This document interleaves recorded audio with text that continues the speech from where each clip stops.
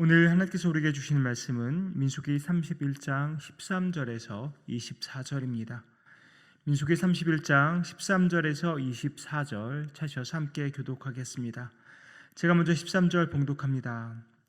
모세와 제사장 엘라살과 회중의 지도자들이 다 진영 밖에 나가서 영접하다가 모세가 군대의 지휘관 곧 싸움에서 돌아온 천부장들과 백부장들에게 노하니라.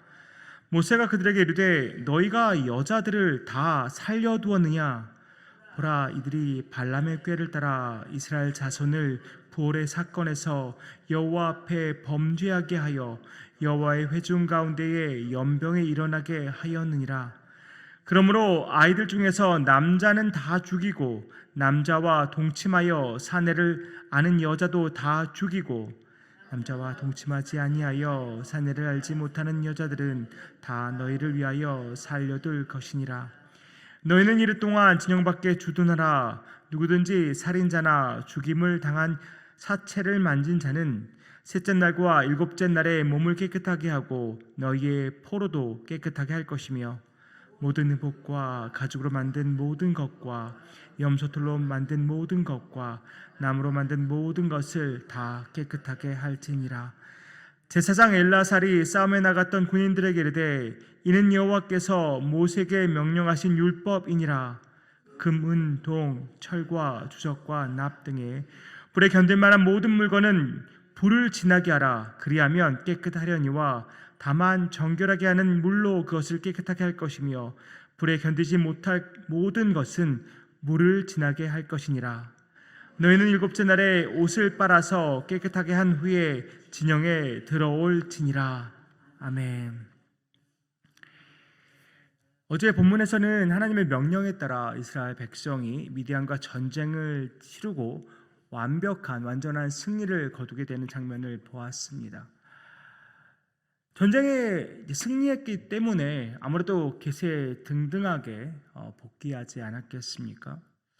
그런데 오늘 본문 13절에서 모세와 제사장 엘라살 그리고 회중의 지도자들이 진영 밖으로 나가서 그들을 맞이합니다.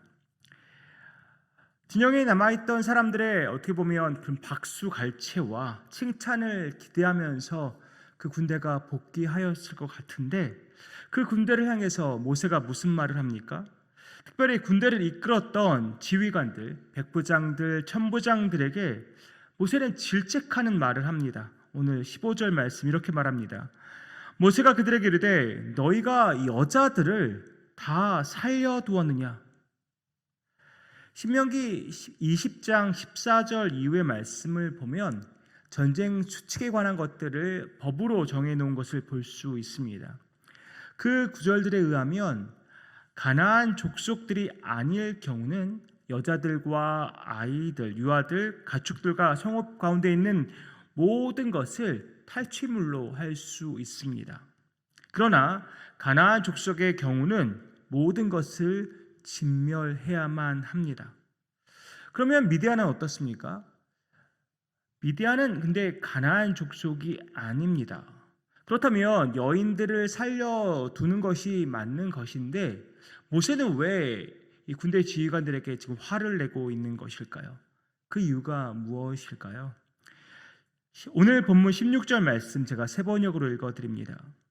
이 여자들이야말로 부올에서의 그 사건 때에 발람의 말을 듣고 이스라엘 자손을 꾀어 주님을 배신하게 하고 주님의 회중에 연병이 일어나게 한 바로 그 사람들이요.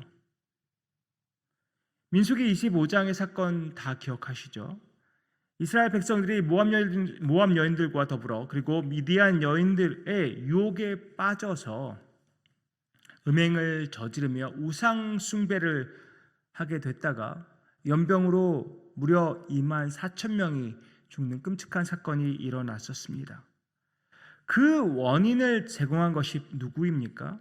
오늘 16절 말씀이 분명히 밝히고 있는데 이 여자들이야말로 부올에서의 그 사건 때에 발람의 말을 듣고 이스라엘 자손을 꾀어 주님을 배신하게 하고 주님의 회중에 연병이 일어나게 한 바로 그 사람들이요.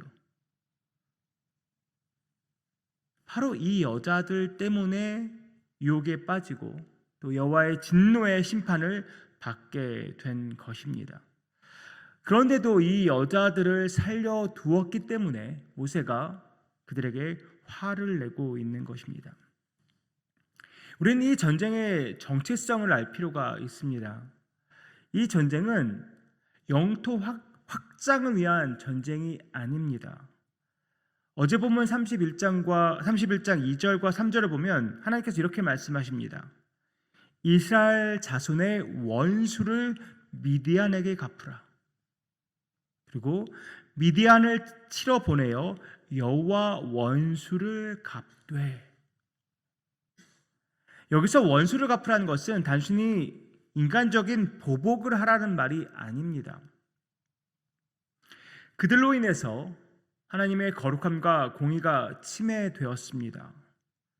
또한 이스라엘 백성이 이들의 유혹에 빠져서 죄를 짓고 그 죄로 인해서 파멸의 위기에 처하게 되었습니다. 이런 상황에서 공의 하나님은 그 죄를 심판하신 것입니다. 단순히 어떤 감정적인 보복을 말하는 것이 아닙니다. 이스라엘 공동체의 정결을 회복하는 일입니다. 또한 앞으로 또 닥칠지 모를 영적인 위협을 위해서 이스라엘 백성을 보호하기 위한 단호한 조치인 것입니다. 단순히 전쟁을 이기는 것만으로 이 문제가 해결되지 않는다는 것이죠. 죄의 근원을 해결하지 않으면 언제 또 영적인 유혹이 그들을 무너뜨릴지 모르는 것입니다. 그래서 모세는 17절의 말씀을 한 것입니다. 그러므로 아이들 중에서 남자는 다 죽이고 남자와 동침하여 사내를 아는 여자도 다 죽이고.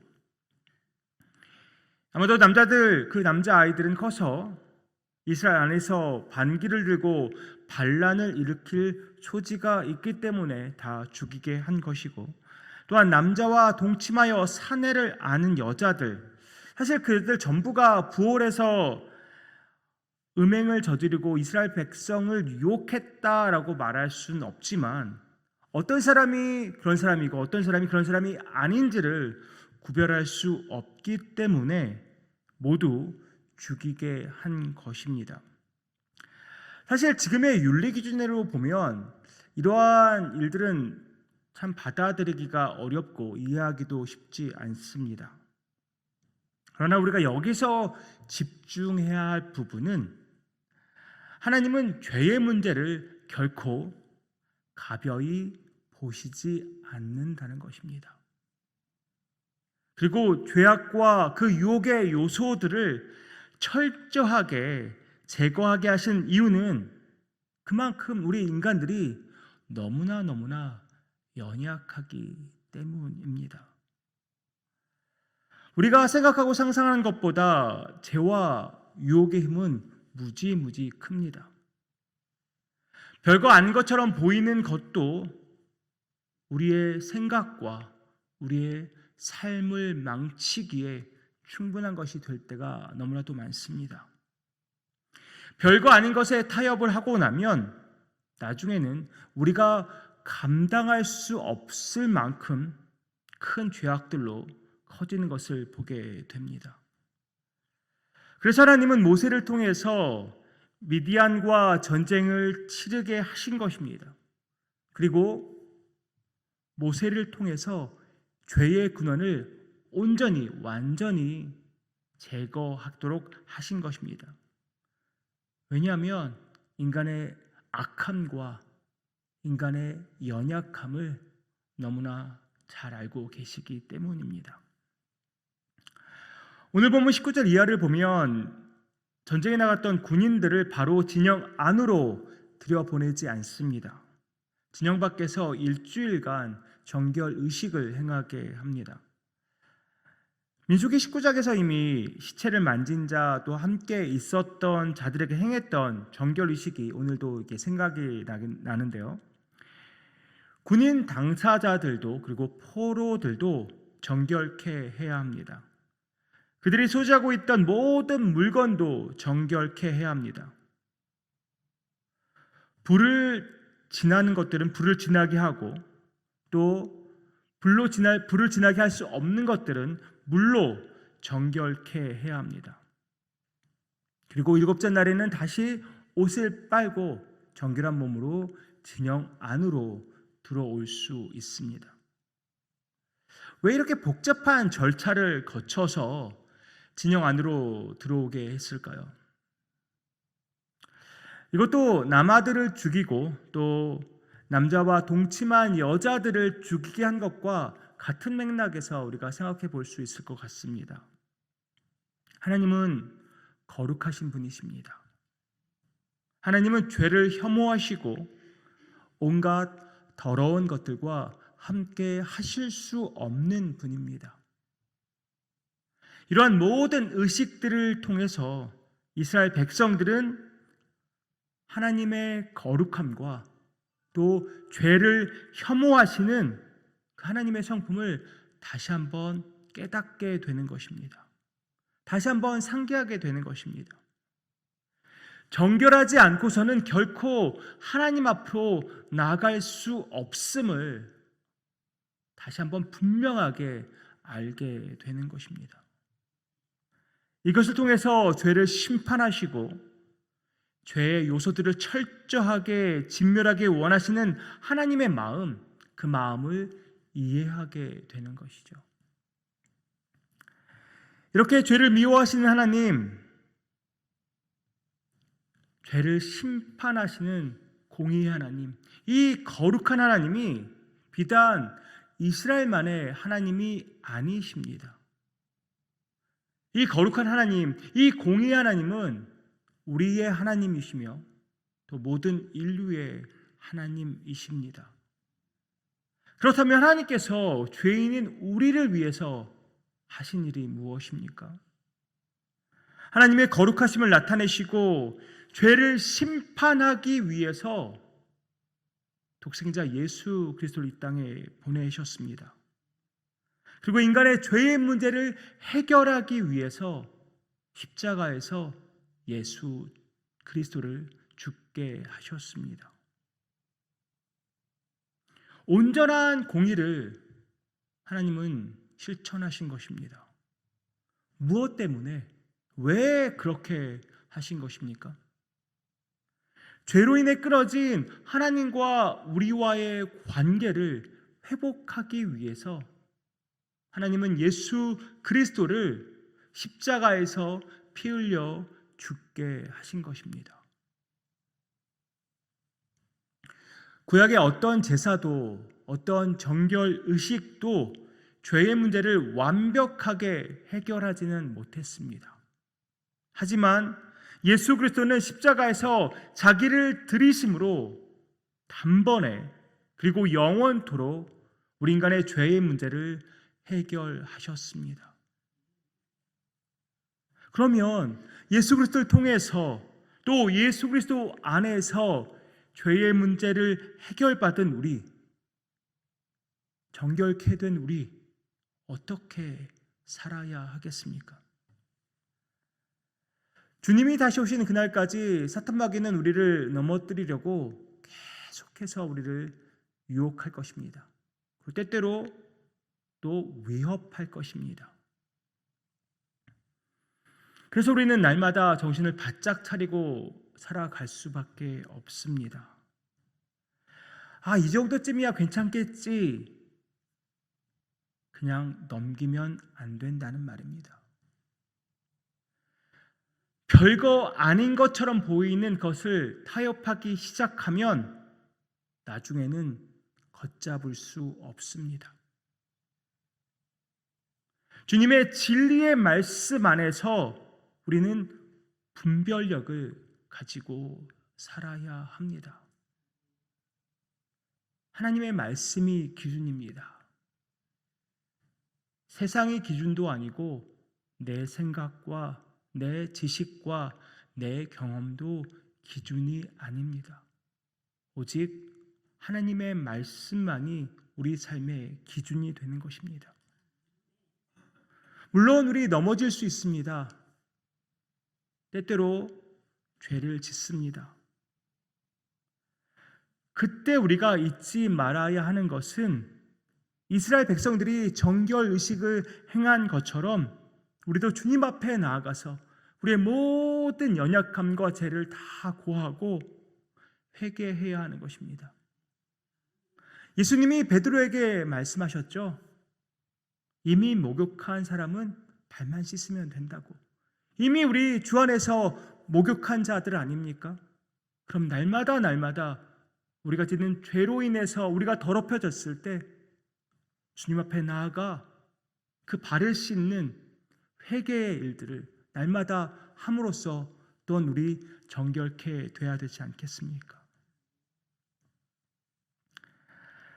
사랑하는 성도님들, 우리 하나님은 우리의 거룩함의 회복을 위해서 독생자 예수 그리스도를 아낌없이 십자가에서 내주셨습니다. 예수 그리스도의 피로 정결케 된 만큼